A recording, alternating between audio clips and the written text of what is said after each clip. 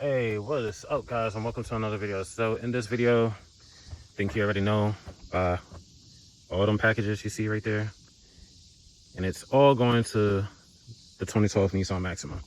So if you follow the channel, you know I brought both of these cars from auction, salvagebid.com. I got that one 2 years ago. That one, the whole front end was wrecked, and then I rebuilt it, and then after I rebuilt it, I've been doing upgrades to it. And that came with 147,000 miles. Now it has 148,000 and some change. This one we brought from auction a little over a year ago. And this one had 200,000 miles on it. And it still has the original transmission. But when we got this car, which I don't think I said in the video of when I got this, but the catalytic converter was missing off of this car. When I called auction, they were like, there's nothing they could do. It's sold as is. So I had to cough up for a new catalytic converter and the rest of it. So now this car has, let's see, well, it would work if I get the keys. Hold on. All right, got the key. So now it has 215,160 miles. So let me turn this back off. So, and another thing I noticed, whoever this is not the original color of this Maxima. When I replaced something in it here. When I took this panel off, the car is actually charcoal gray. It's the real color of this car. And they sat there painting it black, and after a while, like, you could tell different panels are changing different colors of black. You got a ton of orange peel going on and so on. So pretty much, and also there was electronic issues. I've done videos on that with the door switches, so all door switches had to get replaced. The rear shocks has been replaced with new Nissan, you could tell, shocks. So pretty much everything in this video, it's not going to be a detailed video, it's just showing me replacing everything. The only one that will have a step-by-step video is the struts. I did one, but that was when I rebuilt the car, which was pretty much going to a junkyard, getting another strut, and then just installing it. Now I got new ones, but I gotta swap the springs, the bushing, all the other stuff over to this one, and then reinstall it. So I'm gonna set it down on the tripod. I'm gonna show you everything we got. So I got videos on how to replace front and rear rotors. I got videos on how to replace the control arm, stabilizer bar link, tie rod. I don't have I did have a video for the front and rear catalytic converters, but that's when I had this whole front end disassembled to replace everything with brand new parts. So I will do a video. Well, I don't know, I'll think about it, but because I already technically have a video on how to replace them. So it's pretty much the same procedure except the car is intact. Y'all let me know in the comments if you do want me to do one with the front of the car intact. I'll be glad to. But actually still gonna have to tear it apart, so never mind. But yeah, so let me set it down on the tripod. We're gonna open everything we got, and everything here is going to this Maxima. So, all right, so let me start opening each one and show you what we got.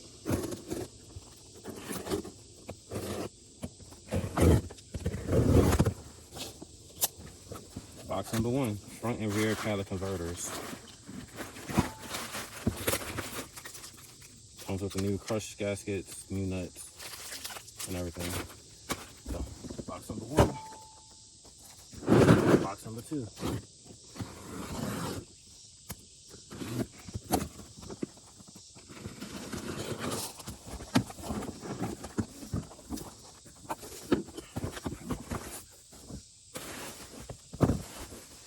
Got the driver and passenger lower control arms.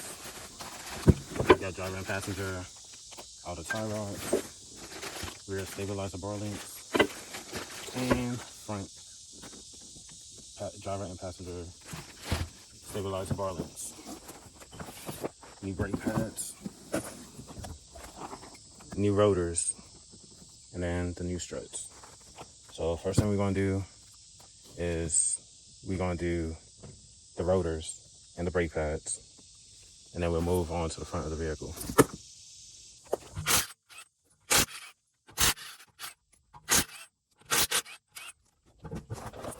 This is one reason why it needs new rotors. I'm not sure when's the last time this ever was changed.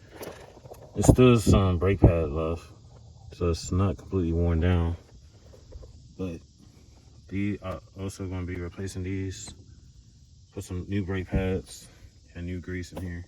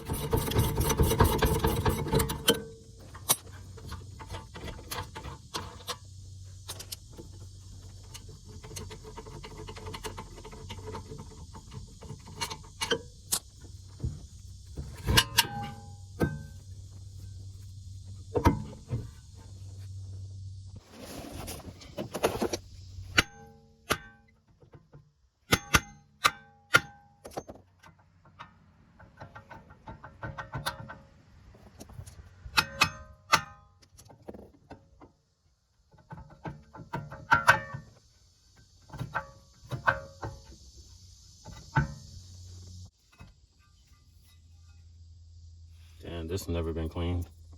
Look at all that.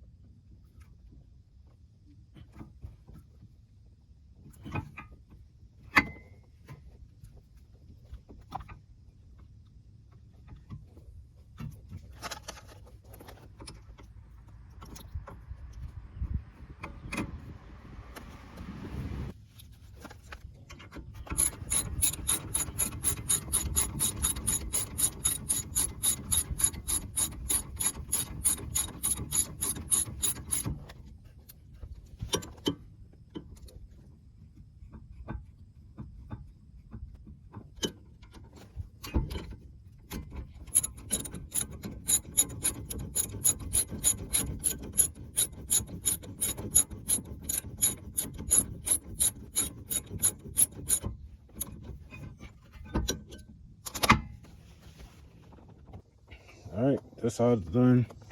Put new caliper bushings. I put new grease on the bolts. Cleaned out the brackets.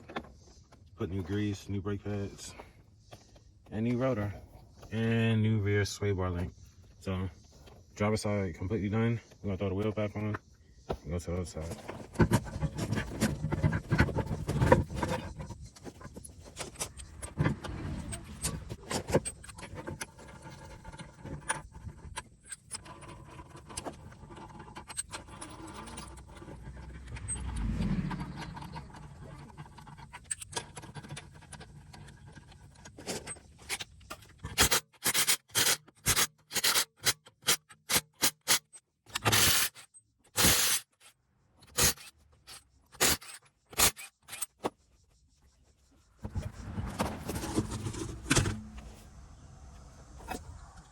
That one ain't too bad. But still gonna replace all of them.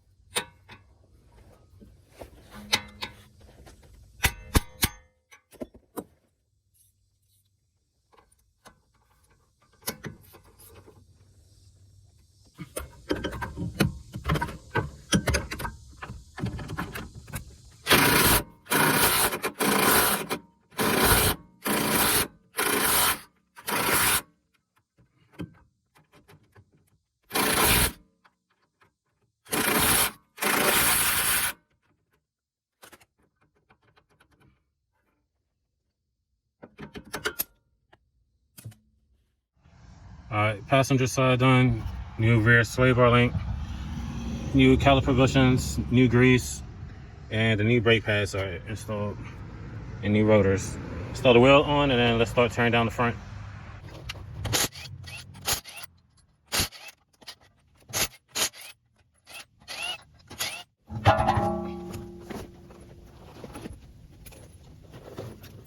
Alright, you're gonna need a 19 mil wrench for the back side, and then you are going to use an 18 in the front.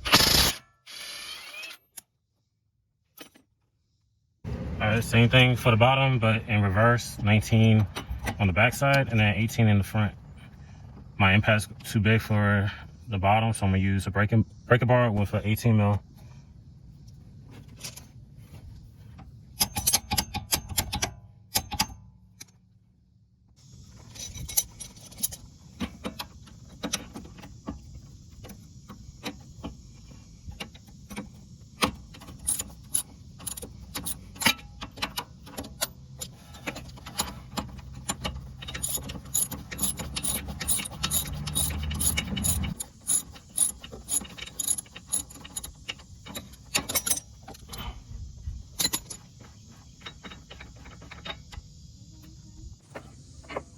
Alright, pull one out. Alright, gonna pull this out. Be careful, this is your wheel sensor. Just pull it out like so.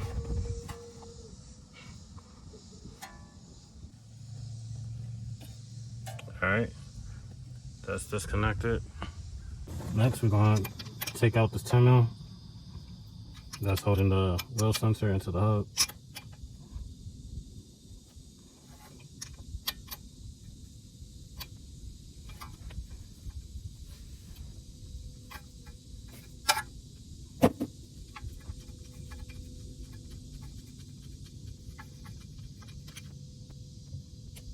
Pull out the sensor, unwrap it from around the strut, and let that dangle. Alright, next we gotta remove this little retaining clip.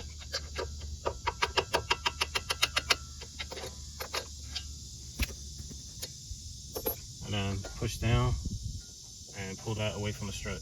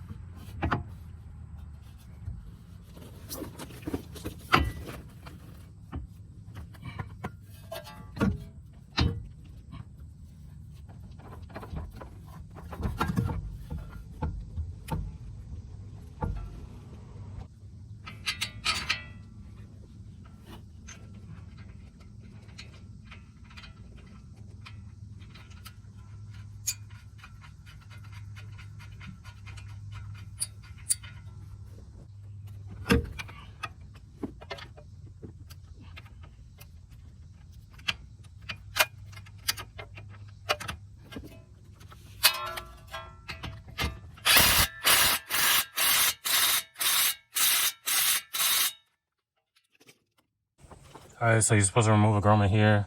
There's no grommet, so after you do that, just slide it back. Put that to the side. And then we are going to remove the 13 mils that's holding the strut. So this part is going to be a little tricky because you're going to have to, unless you got two people, if you're doing it by yourself, you're going to have one hand reach in underneath here, holding the strut, and then use the other one to loosen the bolts. I'm doing it by myself, so I'm going to do it that way.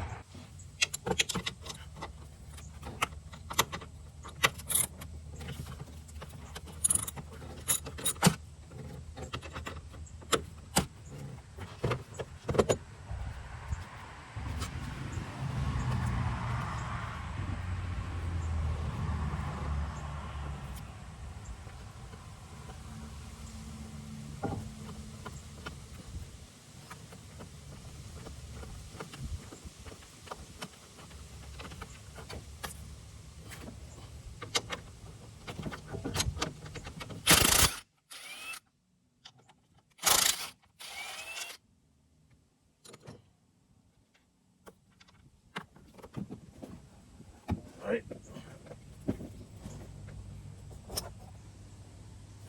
And if you didn't know, it's 1, 2, 3. All right, now this is my first time doing this on the Nissan Maxima, so I'm not sure if these got any preload or not, anything. So, I believe you can rent these at AutoZone. These are my personal ones, but just for safety, I'm gonna do this. Put one on each side. Last thing I need is for it to shoot.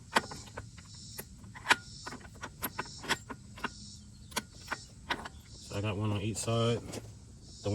My personal one is 19, so I'm gonna tighten each side to relieve any pressure that could be on this portion.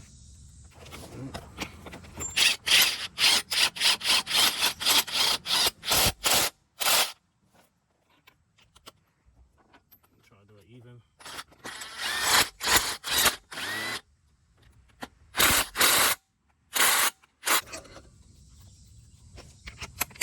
All right, this bolt's 18.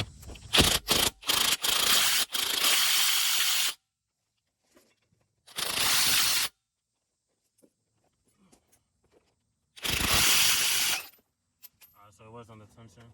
So good thing I put this on. All right, that's off. This is going to the garbage. All right, so I got the new one. Part number for this. This is the Nissan Value Vantage strut. So it's pretty much a remanufactured strut from Nissan. This is part of their new program to sell remanufactured parts that you could get directly from the dealership for a quarter to half the cost of a brand new one. So this ran me $110. A brand new one was $223 at my local Nissan dealership. So part number for this Nissan Value Vantage one, remanufactured, is E4C029DA0PNW. So what we want to do, this is for the passenger side. Everything I see on the old one is getting transferred to the new one. Now this has a little lip, and that goes onto this lip, so it locks into place. That's everything we need from that one. So this one can get tossed out. Now this, the core goes directly in the middle as it was originally. We're gonna put this back on. You want to lock the bottom, well, the end of this into the lip that's on the strut assembly. So that's locked into place. Then everything else goes right above. So now I'm gonna have to compress this some more. That way, because it ain't going up no more, I believe. Yeah, so I'm gonna have to compress this some more.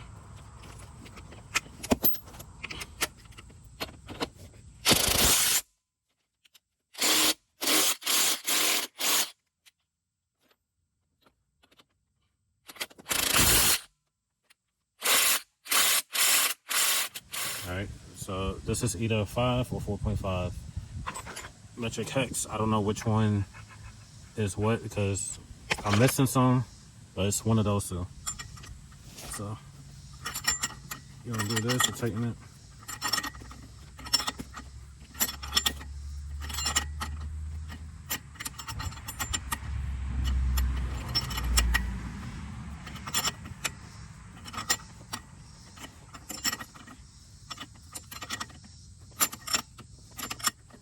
Alright, now it's getting tight.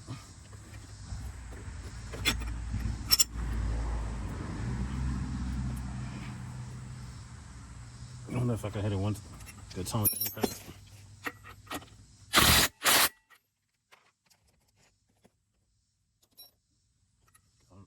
To be honest, I don't know the torque specs on this portion, so I just want to make sure it's good and tight. Yeah, I can't turn it no more. Yeah.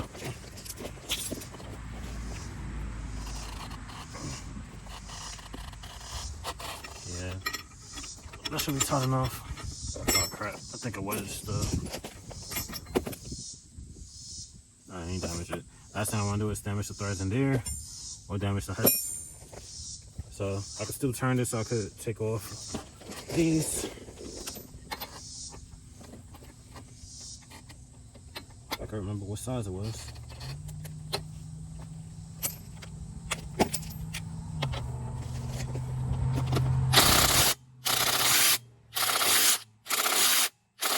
Before we put the strut back in, you see that welded nut with the bolt going through?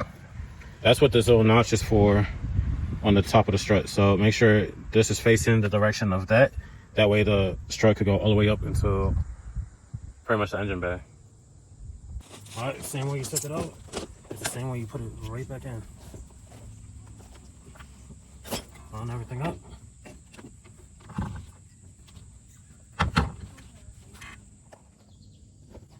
All right, and then if you're doing it by yourself, make sure you got one hand holding the strut and try to line the hose up.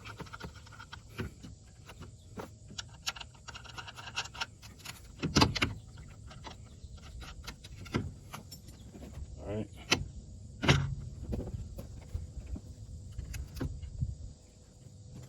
All right, so this is dusty, so I'm looking where the bolt, well, the washer, pretty much where you see the marks at, on where each bolt was. That's where I'm gonna turn the strut so the bolts can match perfectly where they at originally when I took them off. That way I don't have to be doing any guessing. So set your back right there, and I'm gonna work to getting these perfectly lined up to where they once were. Same exact position. I guess this is where I could say a dirty car, well, dirty engine bay helps, because in this situation I could tell exactly where the bolt was, and I'm putting it right back exactly where it was before I first took it out. All right, so I'm gonna keep it tight. Well, I'm gonna hold the strut in place while it moves the hair. All right, there we go. All right, that one's exactly back to where it was.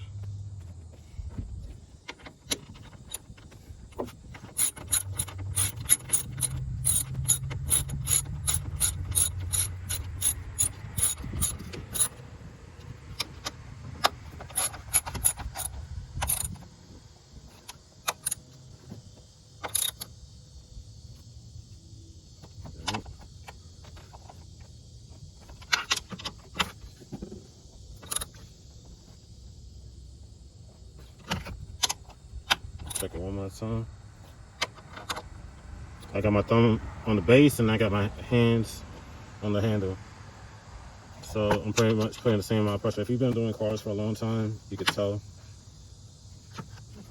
But if you're new, I'll try to find the torque specs for these bolts and I'll put it in the description, because I know some of y'all need that torque specs.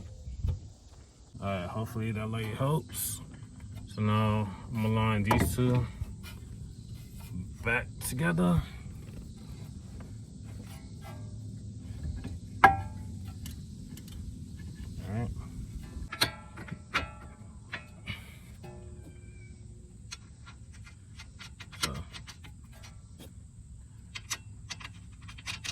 So correction with how it is mounted on the brand new strut. The nut is on the front side, which is going towards the front of the vehicle, and then the bolt is facing the rear. All right, now we're gonna tighten.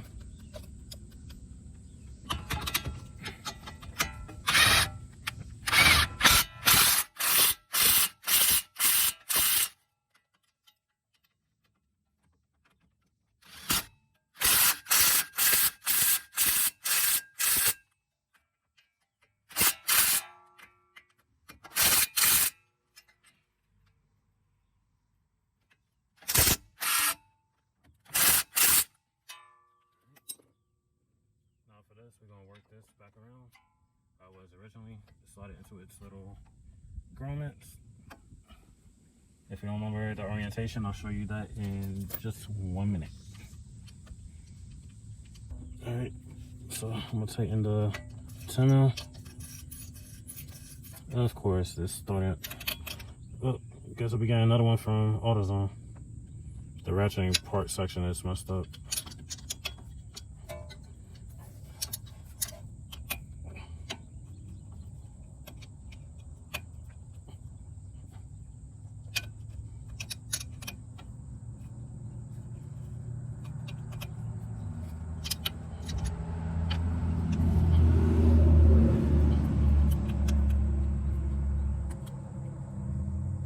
All right, that's tight.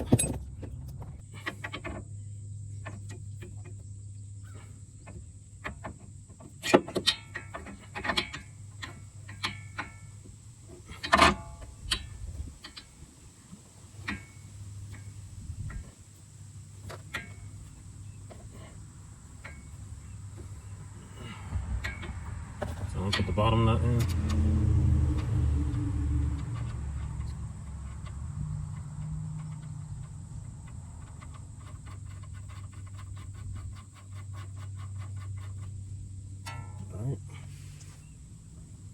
Alright, now we're going to jack up the lower control arm. You want to have the jack right in this section, the rounded portion.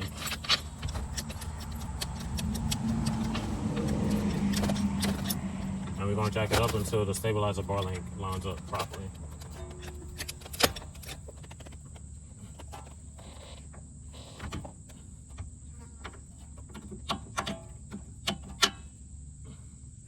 Alright, now I'm going to put the other nut in. Just want to jack it up until the top portion of the stabilizer bar link goes directly through.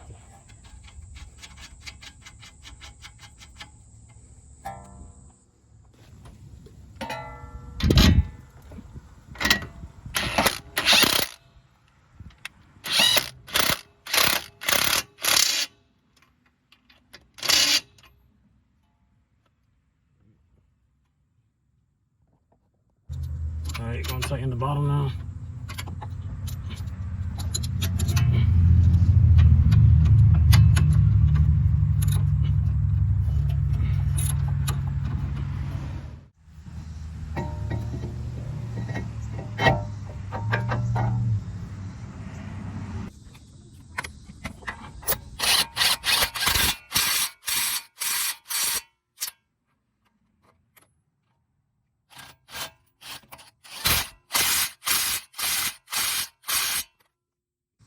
Alright, put this back into its bracket and then put this back in. And then get a hammer and slightly tap it back into a lock. Alright, so it's locked in place. And make sure your brake line is uniform. Make sure the lines is going all the way through in the same direction. It's not twisting around or nothing. If you do, take this back off and unravel it. Make sure it's consistent the whole way around. Alright, I'll break these loose.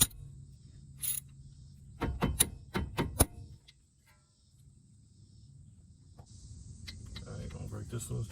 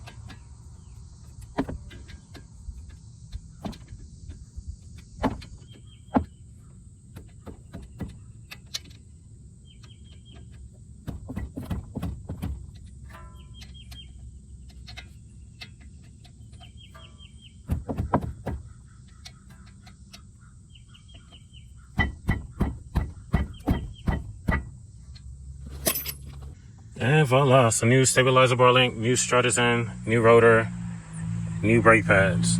So passenger side done, and I'm gonna do the driver's side. All right, and finally the driver's side is done. So I got everything done. The only thing I didn't do is the tie rod and all the tie rod ends. Those are still in good shape. So whenever those start cracking or whatever, I'll sit there and replace those. So those two I didn't need, but everything else is pretty much done. Plus my phone was running out of memory. So that's it for this video. Like, comment, subscribe. I'll see you on the next one. Peace.